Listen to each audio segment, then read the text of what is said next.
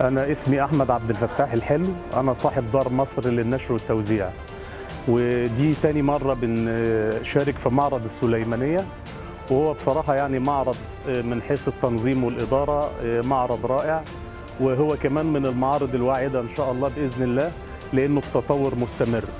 المشاركة السنة اللي فاتت كانت مشاركة ممتازة وفعالة، والسنة دي يعني الإقبال ضعيف شوية بسبب الظروف الاقتصادية اللي بيمر بيها العالم كله. وأتمنى إن شاء الله بإذن الله أن يستمر معرض السليمانية كمحفل عربي وثقافي تشترك فيه كل دور النشر.